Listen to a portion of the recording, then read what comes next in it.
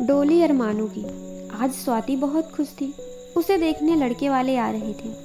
बचपन से ही स्वाति को साड़ी और लहंगा पहनकर सजने संवरने का और दुल्हन बनने का बहुत शौक था। उसका दुल्हन बनने का एकमात्र सपना था। पढ़ने लिखने में वह एक औसत छात्रा थी। उसका एक बड़ा भाई था विवेक। वह अपनी छोटी बहन स्वाति को दिलो जान से बहुत प्यार करता था। वह लड़के वालों के स्वागत की तैयारी में अपनी माँ की मदद कर रहा था। काजू बादाम मिठाई, समोसे, कचौड़ी, नारियल कुकीज, सॉफ्ट ड्रिंक और न जाने क्या क्या, सब कुछ तैयार था। दोपहर में लड़के वाले आकर स्वाति को देख गए। अगले दिन उन्होंने फ़ोन करके बताया कि स्वाति उन्हें अपने बेटे विशाल के लिए बहुत पसंद है। विवेक ने स्वाति से पूछा तो स्वाति ने कहा कि उसे विशाल पसंद है। स्वाति के पापा ने विशाल के परिवार के बारे में पता लगाया। सब ठीक था। विशाल किसी प्राइवेट कंपनी में जॉब करता था। उसकी एक विवाहित बहन भी थी। जल्द ही स्वाति और विशाल की सगाई हो गई। स्वाति का दुल्हन बनने का अरमान पूरा होने वाला था। विशाल जैसा हैंडसम लड़का उसका भावी पति था। वह बहुत खुश थी। उसे खुश देखकर परिवार वाले भी बहुत खुश थे। वह विवाह से पूर्व कई बार विशाल के साथ घूमने गई थी। विशाल ने उसे कई उपहार भी दिलवाए थे। विवाह से कुछ महीने पहले एक दिन अचानक स्वाति के होने वाले ससुर जी का फोन आया कि हमें 2 लाख रुपयों की सख्त ज़रूरत पड़ गई है। क्या आप इंतजाम कर सकते हैं?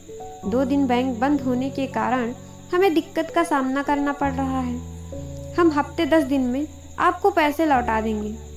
स्वाति के पिता ने शादी की शॉपिंग करने के लिए घर पर जो रुपए रखे थे वो उन्होंने स्वाति के ससुराल पहुंचा दिए। काफ़ी दिन बीत जाने पर भी स्वाति के ससुर जी ने पैसे नहीं लौटाए। स्वाति के पिता ने भी शर्म के मारे कुछ नहीं कहा। फिर स्वाति के ससुर जी ने शादी से पहले अपनी बेटी के लिए सोने का हार और अपने दामाद के लिए सोने की अंगूठी मांगी। इसी तरह वह कुछ न कुछ मांग करते रहे। स्वाति के परिवार को तो सब कुछ देना ही था, तो उन्होंने इस बात पर ज़्यादा गौर नहीं किया। स्वाति ने अपनी मेहंदी के कार्यक्रम में खूब डांस किया। हंसी खुशी विवाह संपन्न हुआ और स्वाति दुल्हन बनकर अपने ससुराल आ गई। 2 दिन बाद उन लोगों को गोवा जाना था, तो गोवा चले गए। गोवा में 6 दिन कैसे हंसी खुशी से बीत गए, वक्त का पता भी न चला। गोवा से वापस आने के बाद स्वाति का मायके जाने का बहुत मन था। वह जैसे ही अपने सास के कमरे की तरफ पहुंची, उसने विशाल की जॉब के बारे में कुछ बातें सुनी। उसके पहुंचते ही सब चुप हो गए।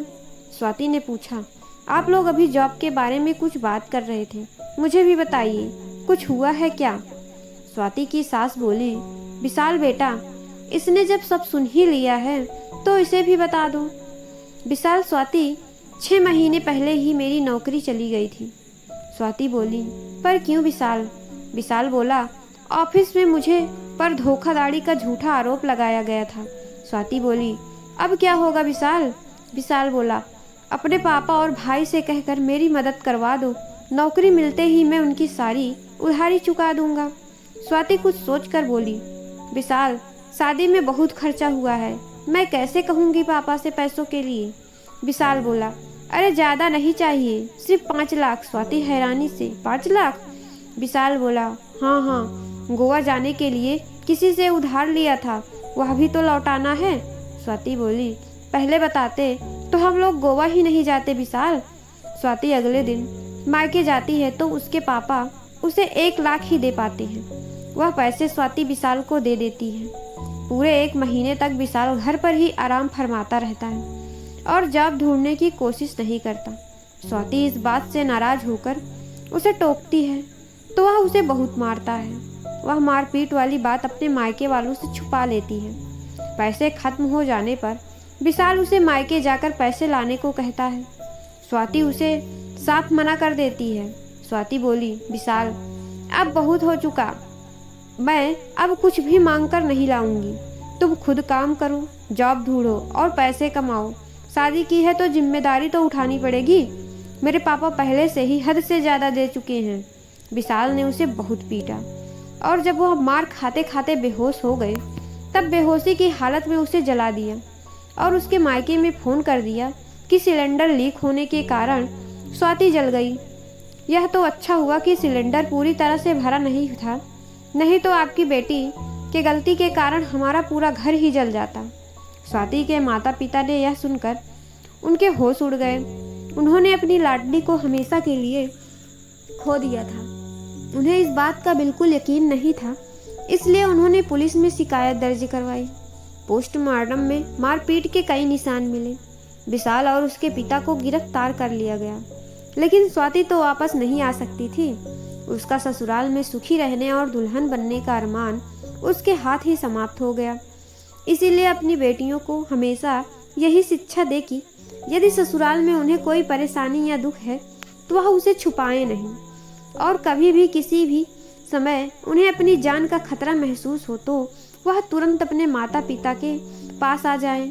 मायका उनका अपना ही घर है। इस स्टोरी पे आपकी क्या राय है, कमेंट करके ज़रूर बताइएगा।